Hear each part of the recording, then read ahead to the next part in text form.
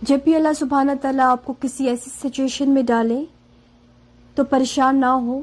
آپ یہ سوچئے کہ حضرت حاجر علیہ السلام کو بھی اللہ سبحانہ تعالیٰ نے تنہا چھوڑا تھا.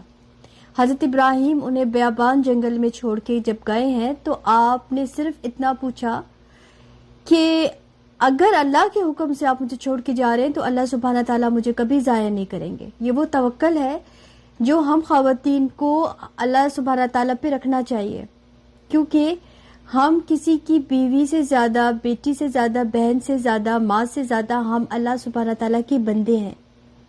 اللہ سبحانہ تعالیٰ نے جب ہمیں اس دنیا میں بھیجے تو وہ ہمارے رسپانسبل ہیں. جب ہمیں یہ کانسیپٹ، یہ بات سمجھ آئے گی تو ہمیں یہ بے جان سہارے، یہ مختصر ٹائم پیریڈ کے لیے جو ہمیں اللہ تعالیٰ نے سہارے دیے ہیں، ان پہ ہم ریلائی نہیں کریں گے، بلکہ اس طاقت پہ ریلائی کریں گے جنہوں نے یہ ساری چیزیں ہمارے لیے پیدا کی ہیں.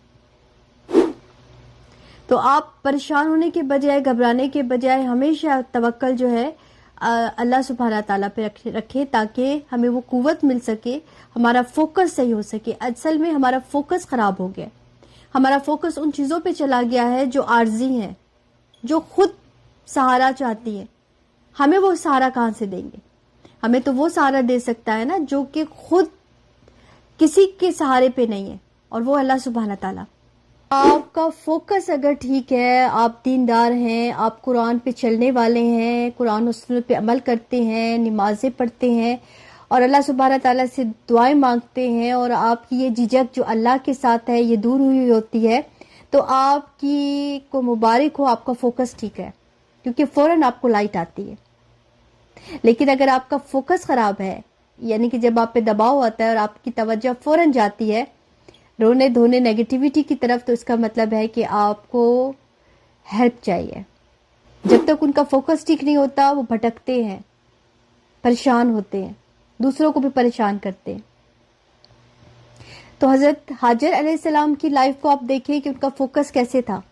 جب حضرت ابراہیم علیہ السلام ان کو بیابان جنگل میں چھوڑ کے جا رہے ہیں تو وہ پوچھتی ہیں کہ کیا یہ اللہ کے حکم سے آپ مجھے چھوڑ کے جا رہے ہیں؟